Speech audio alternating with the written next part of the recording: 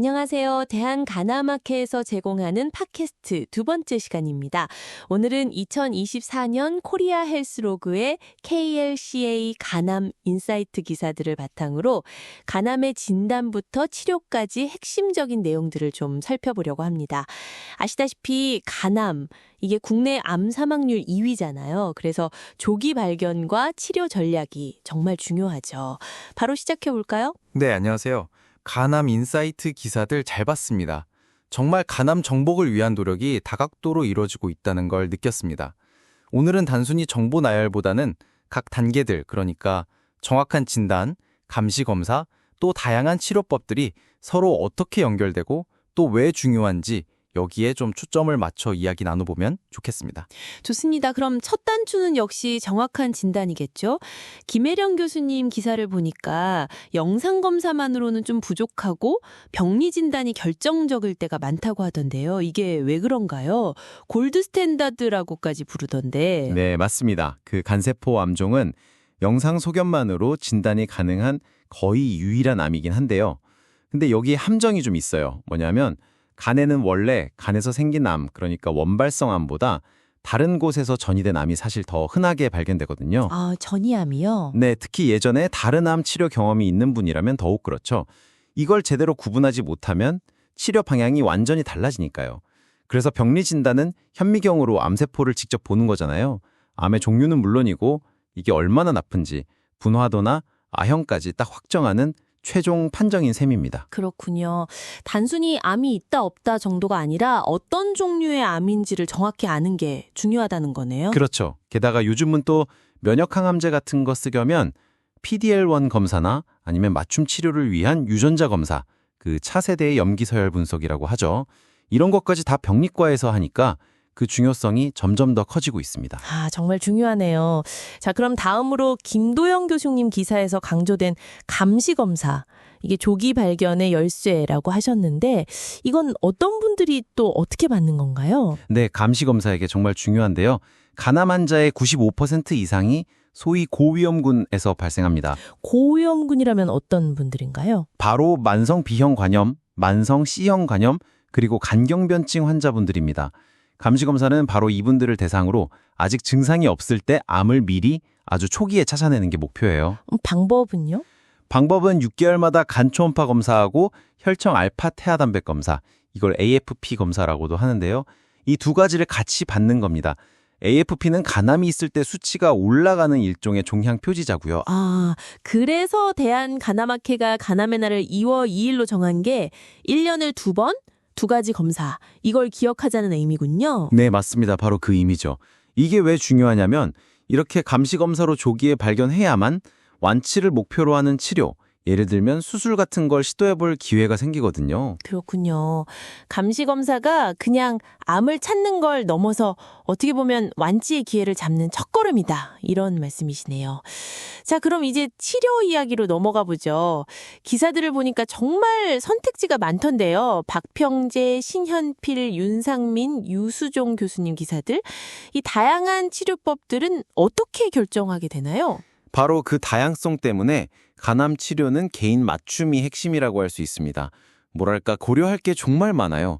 암이 얼마나 진행됐는지, 즉 병기, 또 종양의 개수나 위치, 그리고 남아있는 간 기능이 어느 정도인지, 환자분의 전신 건강 상태는 어떤지, 이런 것들을 다 종합적으로 봐야 하거든요. 그래서 다학제 진료가 중요하다고 하는 거군요. 네, 그렇습니다. 소화기내과, 외과, 영상의학과, 방사선 종양학과, 병리과, 이렇게 여러 분야 전문가들이 다 같이 모여서 환자에게 가장 좋은 방법을 찾는 거죠. 완치를 목표로 하는 치료에는 어떤 것들이 있나요? 기사 보니까 간절제수라고 간 이식이 있던데요. 네, 그 두 가지가 대표적인 근치적 치료법이죠.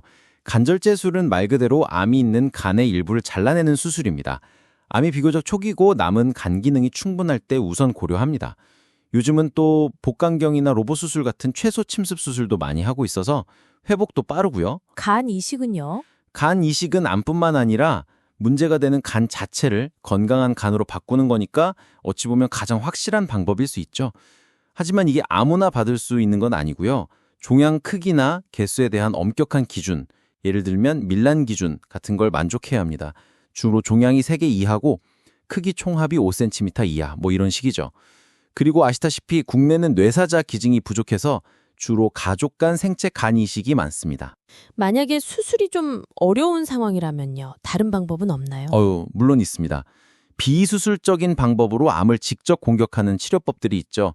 그게 국소 치료술을 하고 방사선 치료가 있습니다. 곡소 치료술이라면 그 열로 지지는 거 말씀하시는 거죠? 네, 맞아요.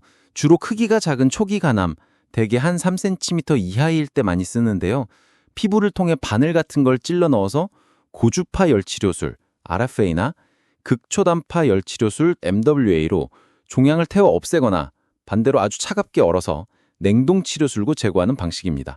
특히 RFA, 그러니까 고주파 열치료술은 국내에서 가장 많이 사용되고 치료 성적도 상당히 좋습니다. 방사선 치료는 어떤가요? 예전에는 좀 역할이 제한적이지 않았나요? 네, 그랬었죠. 하지만 요즘 방사선 치료 기술이 정말 눈부시게 발전했습니다. 아주 정밀하게 종양에만 방사선을 집중시키는 체부정의 방사선 치료, SBRT 같은 것들이 가능해졌거든요. 그래서 이제는 초기 간암 치료의 대안이 되기도 하고 또 진행된 간암에서 혈관 침범을 주령하거나 통증 같은 증상을 완화하는 데도 적극적으로 활용되고 있습니다. 최근에 양성자나 중입자 같은 입자 치료도 새로운 옵션으로 등장하고 있고요. 와, 듣기만 해도 정말 기술 발전이 대단하다는 생각이 드네요. 그런데 만약에 암이 이미 혈관을 침범했거나 다른 장기로 전이가 된 경우, 그러니까 좀 더 진행된 경우에는 어떻게 해야 하나요? 네, 그런 진행성 간암의 경우에는 온몸에 효과를 미치는 전신 항암 약물 치료가 필요합니다. 다행히 이 분야도 최근 몇 년 사이에 혁신적인 발전이 있었습니다.